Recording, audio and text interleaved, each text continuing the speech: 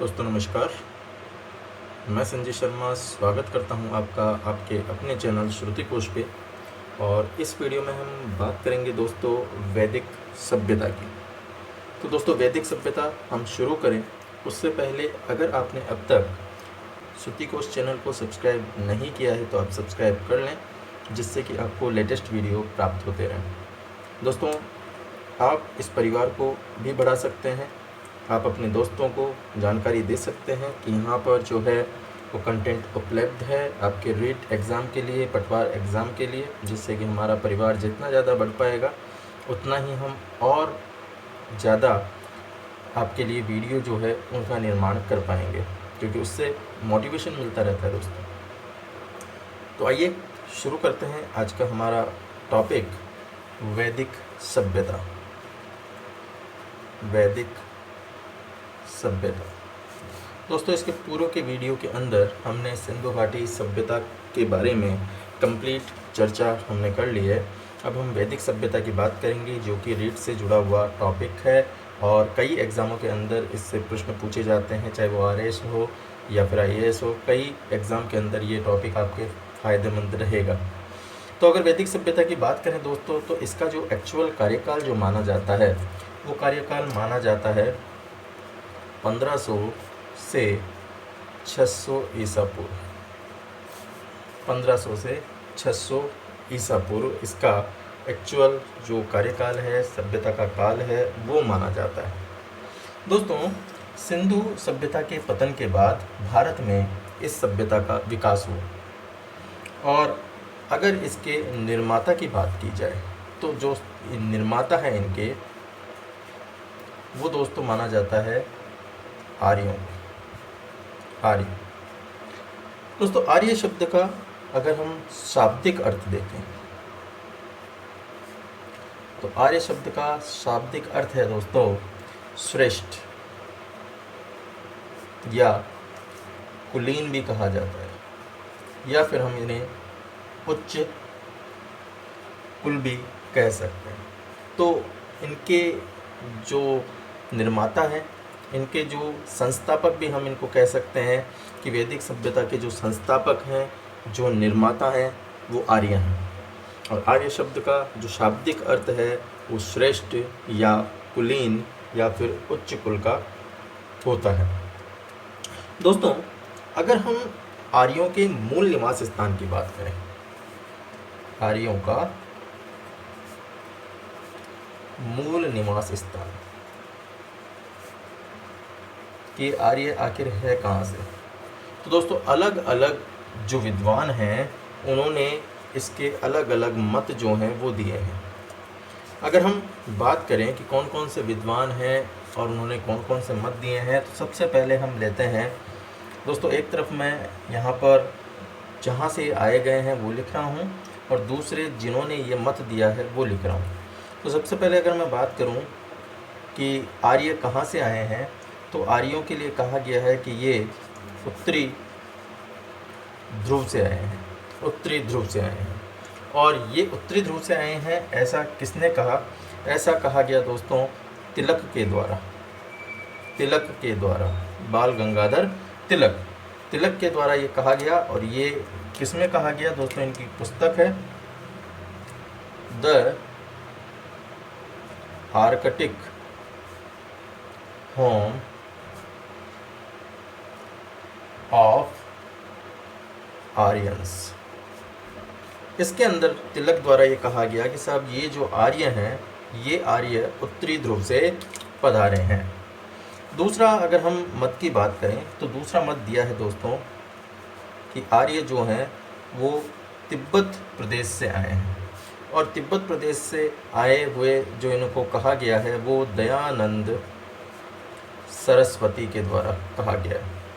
सरस्वती के द्वारा ये कहा गया है कि साहब ये जो लोग हैं ये कहाँ से आए हैं? ये तिब्बत से आए हैं। और इनकी पुस्तक है दोस्तों सत्यार्थ प्रकाश, सत्यार्थ प्रकाश, जिसमें ये बात कहते हैं कि साहब ये जो व्यक्ति हैं ये तिब्बत से आए हैं।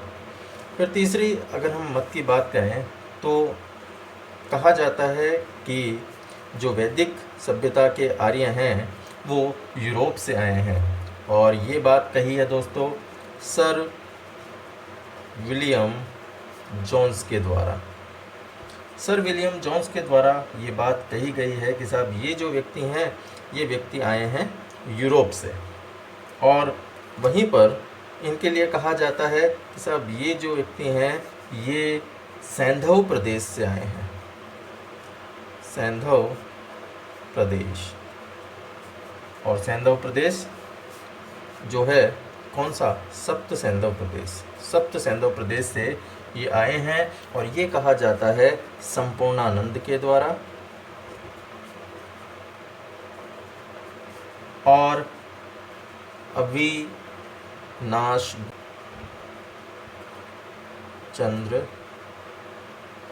आचार्य के द्वारा। ये कहा गया है कि आर्य जो है सप्त सैंधव प्रदेश से आए हैं और ये संपूर्णानंद व अविनाश चंद्र आचार्य के द्वारा ये कहा गया है। नेक्स्ट हम बात करते हैं मध्य एशिया। ये कहा गया कि आर्य सब मध्य एशिया से आए हैं। और मध्य एशिया के लिए किसने कहा, ये कहा दोस्तों मैक्स मूलर ने। मैक्स मूलर ने, और मैक्स मूलर ने ये कहा कि साहब ये जो व्यक्ति हैं, ये जो आर्य हैं, ये आए हैं मध्य एशिया से। तो इनकी आगमन कहाँ से बताया है, मध्य एशिया से बताया है। और सर्वाधिक जो उपयुक्त माना जाता है दोस्तों, इसे सर्वाधिक मान्य या उपयुक्त माना जाता है कि साहब जो आर्य हैं वो मध्य एशिया से आए हुए हैं। दोस्तों मैक्स मूलर को वेदों का पंडित भी कहा जाता है, वेदों का पंडित। तो ये वेदों का पंडित मैक्स मूलर को कहा जाता है। तो मैक्स मूलर ने कहा कि साहब ये जो हैं ये मध्य एशिया से आए। तो ये आर्यों के निवास स्थान है, मूल निवास स्थान है, जहाँ से आर्य जो हैं वो आए हैं, ऐसा जो विभिन्न विद्वान हैं उनके द्वारा कहा गया। अब दोस्तों इनको याद कैसे करें, तो एक यहाँ पे देख लीजिए आप, देखिए उत्तरी ध्रुव, ये किसने कहा, तिलक ने कहा।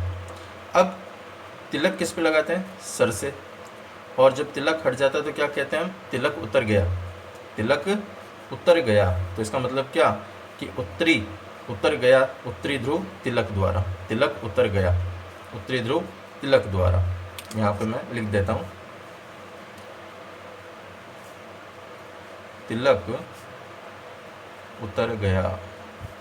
तो तिलक उत्तर यानी उत्तरी ध्रुव तिलक द्वारा, किसने कहा, तिलक ने ये कहा कि साहब ये जो लोग हैं ये उत्तरी ध्रुव से आए हैं। फिर देखिए बात की तिब्बत, तिब्बत की किसने बात की, दयानंद सरस्वती ने। तो तिब्बत में ती शुरू हो रहा है और दयानंद सरस्वती में ती खत्म हो रहा है।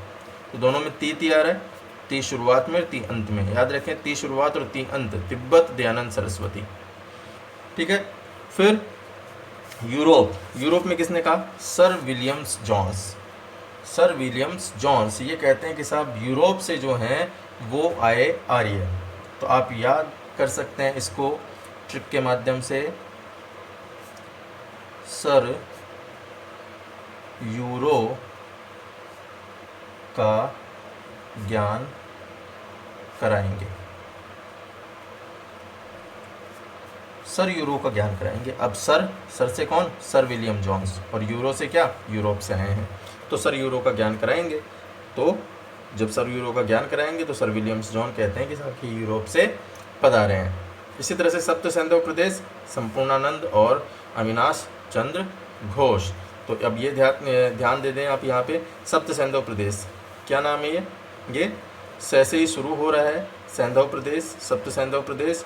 और ये जो नाम है भारतीय है, तो ये भारतीय है, तो इसकी खोज करने वाले भी या इसको बताने वाले भी कौन है, भारतीय ही है, से संपूर्णानंद व अविनाश चंद्र आचार्य, ठीक है। तो सप्त सैंधव प्रदेश और संपूर्णानंद अविनाश चंद्र आचार्य आप याद रख लेंगे इससे। और फिर आता है मध्य एशिया, तो मैं से मध्य एशिया और मैं से ही मैक्स मूलर। तो मध्य एशिया मैक्स मूलर के द्वारा ये सर्वाधिक जो मान्य है वो माना जाता है, सर्वाधिक उपयुक्त जो है इसे माना जाता है। और मैक्स मूलर को क्या कहा जाता है? मैक्स मूलर को कहा जाता है वेदों का पंडित भी कहा जाता है। अब दोस्तों एक बोजक कोई अभिलेख मिला। कौन सा अभिलेख मिला? बोगस कोई अभिलेख। और इस बोगस कोई अभिलेख के अंदर भी ये बात कही गई है कि साहब ये जो लोग हैं ये मध्य एशिया से आए हुए हैं। तो क्या क्या कहा गया इसके अंदर? इसके अंदर ये कहा गया कि साहब ये अभिलेख, पहले तो हम बात कर ले कहाँ से मिला। तो ये अभिलेख मध्य एशिया में, एशिया माइनर से प्राप्त हुआ है। कहाँ से प्राप्त हुआ है? मध्य एशिया में एशिया माइनर से ये अभिलेख प्राप्त हुआ है। और ये अभिलेख है कौन से उसका? तो इसे 1400 ईसा पूर्व का माना जाता है। 1400 ईसा पूर्व का ये अभिलेख है। और इस अभिलेख के अंदर ये कहा गया है कि साहब यहाँ पर वैदिक कालीन 4 देवताओं का उल्लेख मिलता है। वैदिक कालीन 4 देवताओं का यहाँ पे उल्लेख मिलता है। और ये 4 देवता कौन कौन से हैं दोस्तों? ये 4 देवता हैं इंद्र, ये 4 देवता है मित्र, ये 4 देवता हैं नासत्य, और इन 4 देवताओं में है दोस्तों वरुण। ये 4 देवता हैं इंद्र, मित्र, नासत्य, वरुण। तो वैदिक कालीन 4 देवताओं का उल्लेख मिलता है और ये चारों देवता हैं इंद्र, मित्र, नासत्य, वरुण। अब ये याद कैसे रहे दोस्तों? तो इसको याद रखने के लिए आप एक ट्रिक यहाँ पर देख सकते हैं। और इस ट्रिक में क्या है? इस ट्रिक में है ई मित्र। तो जानते हैं आप सब, ई मित्र आप अगर जानते हैं तो ई मित्र नाव से आया। आपका जो ई मित्र वाला है वो नाव से आया। अब ई मित्र वाला अगर नाव से आया तो क्या हुआ? तो देखिए ई मित्र नाव से आया, इस ट्रिक के माध्यम से ई से क्या बना? ई से बना इंद्र, ठीक है। मित्र से क्या बना? तो मित्र तो खुद ही मित्र है। और फिर ना से क्या बना? ना से बना दोस्तों नासत्य। और वैसे क्या बना? वैसे बना वरुण। याद हो गया होगा आपको। बोगस कोई अभिलेख के अंदर दोस्तों यह अभिलेख मध्य एशिया के एशिया माइनर से प्राप्त हुआ और 1400 ईसा पूर्व का ये अभिलेख है। वैदिक कालीन 4 देवताओं का उल्लेख दोस्तों इसके अंदर मिलता है। और ये वैदिक कालीन 4 देवता कौन कौन से हैं? यह है इंद्र, मित्र, नासत्य, वरुण। और आप इन्हें याद कर सकते हैं, ई से इंद्र, मित्र से मित्र, नाव से नासत्य और से आया। तो ई मित्र नाव से आया, ई इंद्र, मित्र मित्र, ना से नासत्य, वैसे वरुण, ठीक है। कई बार ये प्रश्न पूछा गया हुआ है कि वैदिक कालीन निम्न में से वैदिक कालीन देवता है या नहीं है। तो 3 ये दे दिए जाएंगे, एक कोई अलग दे दिया जाएगा, या एक जो है इनमें से दे दिया जाएगा, 3 अलग दे दिए जाएंगे। तो ऐसे प्रश्न जो है कई बार पूछे जाते हैं। या ऊपर हमने जो अभी चर्चा की कि ये कहाँ से आए, मूल स्थान कौन सा है, तो किसके द्वारा कौन सा मूल स्थान ये माना गया, ये आपको क्रॉस मैचिंग के आधार पे भी प्रश्न पूछे जा सकते हैं। और सीधे सीधे भी प्रश्न पूछे जा सकते हैं कि तिब्बत से आए हुए किसने बताया है, या मध्य एशिया से आए हुए किसने बताया है, या फिर मैक्स मूलर को क्या कहा जाता है, तो वेदों का पंडित कहा जाता है, या वेदों का पंडित किसे कहा जाता है, तो मैक्स मूलर को वेदों का पंडित कहा जाता है। तो ये वैदिक सभ्यता के बारे में हमने प्रारंभिक जानकारी यहाँ पर देखी।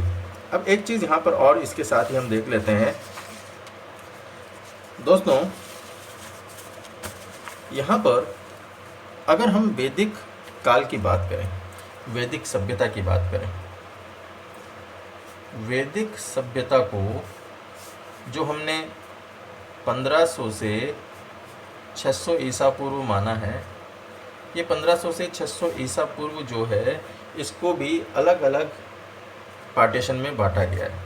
दोस्तों ये 2 भागों में वैदिक सभ्यता बटी हुई है, और ये वैदिक सभ्यता को 2 भागों में बांटा है दोस्तों विंटर नित्ज के द्वारा।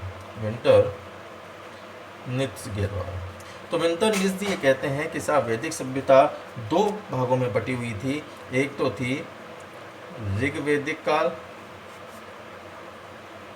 और दूसरी थी उत्तर वैदिक काल के रूप में। तो 2 भागों में ये बटी हुई थी, एक ऋग्वैदिक काल के रूप में, एक उत्तर वैदिक काल के रूप में। और ऋग्वैदिक काल का जो समय चक्र माना गया है वो माना गया है 1500 से 1000 ईसा पूर्व, और उत्तर वैदिक काल माना गया है 1000 ईसा पूर्व से 600 ईसा पूर्व। तो उत्तर वैदिक काल 1000 ईसा पूर्व से 600 ईसा पूर्व के कालखंड को उत्तर वैदिक काल माना गया है, और ऋग्वैदिक काल 1500 ईसा पूर्व से 1000 ईसा पूर्व का जो कालखंड है वो माना गया है ऋग्वैदिक काल का। ये विंटर नित्ज के द्वारा एक वर्गीकरण जो है वो प्रस्तुत किया गया। तो ये हमने कुछ वैदिक सभ्यता के बारे में प्रारंभिक जानकारी जो है वो प्राप्त करी। ठीक है दोस्तों, तो अब यहाँ पर एक चीज़ हमें देखनी होगी कि जो उत्तर पश्चिमी भारत और जो हमारा पंजाब क्षेत्र में जो ऋग्वैदिक युग के जो आर्य थे, इनकी यहाँ पर विविध शाखाओं के बारे में बात की, विविध जनों का यहाँ पर निवास स्थान था। तो ये जो हमारा वैदिक साहित्य है, इस वैदिक साहित्य के अंदर एक शब्द जो है बार बार इनके लिए मिलता है, और कई जगह आपको ये देखने को मिलेगा कि वैदिक साहित्य में इसे जो है वो सप्त सैंधव देश जो है वो कहा गया। और सिंधु और वैदिक सभ्यता की अगर बात की जाए, क्योंकि सिंधु सभ्यता हम पूर्व में पढ़ चुके हैं, तो सिंधु सभ्यता और वैदिक सभ्यता के अंदर अगर हम प्रमुख सभ्यता या प्रमुख सभ्यताओं का अंतर देखें तो वो अंतर क्या है दोस्तों। सबसे पहली बात यह है कि सिंधु घाटी सभ्यता एक नगरीय सभ्यता थी, और वैदिक सभ्यता जो थी वो ग्रामीण सभ्यता थी। इस चीज़ का हमें ध्यान रखना होगा। ये प्रश्न कई बार पूछा भी जाता है कि सिंधु सभ्यता कौन सी सभ्यता थी, हमने पढ़ा है नगरीय सभ्यता, और वैदिक जो सभ्यता है, वैदिक सभ्यता है वो कौन सी सभ्यता है, ग्रामीण सभ्यता है। इस चीज़ का हमें ध्यान रखना होगा। तो ये एक प्रमुख अंतर इन दोनों के मध्य आता है। अगर हमें पूछा जाए कि साहब दोनों के अंदर मुख्य अंतर जो है वो क्या है, तो सीधी सी बात है कि सिंधु सभ्यता नगरीय सभ्यता है, और वैदिक सभ्यता जो है वो ग्रामीण सभ्यता के रूप में जानी जाती है। तो दोस्तों आज के वीडियो में इतना ही। अगले वीडियो के अंदर हम वेद जो है पर्टिकुलर उनकी बात करेंगे। ऋग्वेद, सामवेद, यजुर्वेद, अथर्ववेद, ये अलग अलग वेदों की हम चर्चा करेंगे। तो धन्यवाद दोस्तों, आपका दिन शुभ हो।